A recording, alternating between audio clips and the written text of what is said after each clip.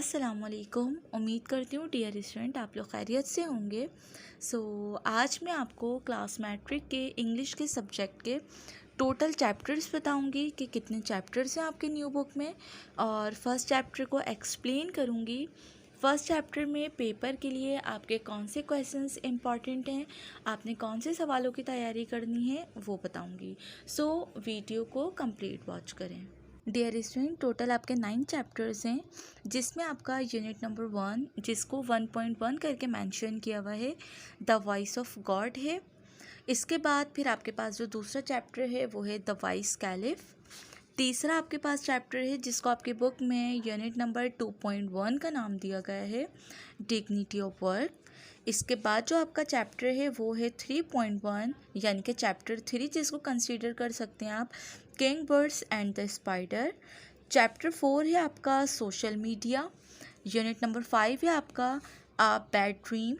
Unit number 6 है आपका speak gently. Unit number 7 है आपका journey to the Gork hill station. और यूनिट नंबर 8 आपका means 8.1 safety measure that can save your life. ये वो तमाम चैप्टर्स हैं जो आप इंग्लिश की बुक में लर्न करेंगे। आपने इन चैप्टर्स को समझना होगा ताकि फिर अगर कोई सवाल आउट ऑफ सिलेबस आपके पास आ जाए तो आप उसको अपनी ओन वर्डिंग करके लिख सकें। डियर स्टूडेंट, सबसे पहले हम बात करते हैं यूनिट नंबर 1.1 की, द वॉइस ऑफ गॉड यानी कि खुदा की आवाज़। ये आपकी पोएम है कि आपकी नज़म है, बहुत छोटी सी है। पहले मैं आपको इसको एक्सप्लेन करती हूँ, दैन उसके बाद फिर आपको इसके इम्पॉर्टेंट टॉपिक बताती हूँ। I sought to hear the voice of God यानी मैंने रब्बुल इज़्ज़त की आवाज़ सुनने की जस्तजू की। साउट कहते हैं लुक्ड फॉर, किसी चीज़ के तलाश करने को। And climb the top most staple, और बुलंद तरीन मीनार पर चढ़ गया। But God declared go down again, लेकिन खुदा ने ऐलान किया दोबारा नीचे जाओ। डिक्लेयर के मीनिंग होते हैं ऐलान करना। I dwell among the people means that मैं लोगों के दरमियान रहता हूँ।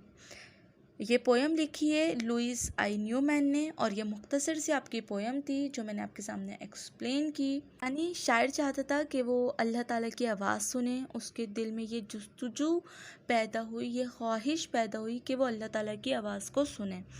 तो वो एक मीनार पे चढ़ गया। उसको ऐसा लगा कि शायद जहाँ बहुत ज़्यादा सुकून हो, किसी किस्म का कोई शोर शराबा ना हो, वो वहाँ आराम से अल्लाह की आवाज़ सुन सकेगा। लेकिन फिर उसको एक आवाज़ सुनाई दी, यानी कि अल्लाह ताला ने ये ऐलान किया कि दोबारा नीचे जाओ, यानी कि जहाँ से आए हो, जिस फ़र्श से, जिस ज़मीन से, वापस वहाँ जाओ, क्योंकि मैं ऐसी सुनसान खाली जगहों पर नहीं होता, बल्कि मैं लोगों के दरमियान में रहता हूँ। तो ये थी पूरी पोएम आपकी द वॉइस ऑफ गॉड। अब हम बात करते हैं इंट्रोडक्शन टू द पोइट, यानी कि थोड़ा सा शायर का तारुफ। मैं आपको बता दूं, पेपर में एमसीक्यूज़ में आपसे पूछा जा सकता है, और मे बी कि एक क्वेश्चन आपसे पूछ लिया जाए लुइस आई न्यूमैन के बारे में। थोड़ा सा इसको भी समझ लीजिए। Louis I Newman is the poet of the poem the voice of God. He was born in 1893 in Providence, Rhode Island, USA. He studied at Brown University and after his doctorate lecture at Columbia. He is the author of many books on religious subjects. The poem The Voice of God reflects his religious thought. He died in 1972. In simple words and a simple way, he expressed the deepest thought and feelings in his poem, as in The Voice of God. इसका मतलब ये है कि जो आपकी नज़म है the voice of God, खुदा की आवाज़, वो लुइस आई न्यूमैन ने लिखी है। आप पैदा हुए थे 1893 में, USA में, एक आइलैंड है रोड, वहाँ पर आपने अपनी तालीम हासिल की ब्राउन यूनिवर्सिटी से। इसके बाद तालीम हासिल करने के बाद आप कोलंबिया में लेक्चरार बन गए। ने बहुत सारी किताबें लिखी जो कि रिलीजियस सब्जेक्ट से। जो पोएम है वॉइस ऑफ गॉड, आप इसके अंदर लुइस आई न्यूमैन की रिलीजियस थॉट्स को समझ सकते हैं, यानी कि वो मज़हब से मुतालिक किस तरह का कंसर्न रखते थे, वो किस तरह की डीपेस्ट उनकी थिंकिंग थी रिलीजन को लेकर, वो द वॉइस ऑफ गॉड में उन्होंने बता दिया। आपका इंतकाल हुआ 1972 में। डियर स्टूडेंट, अब हम बात करते हैं कि इस चैप्टर के कौन से टॉपिक आपके इम्पॉर्टेंट हैं।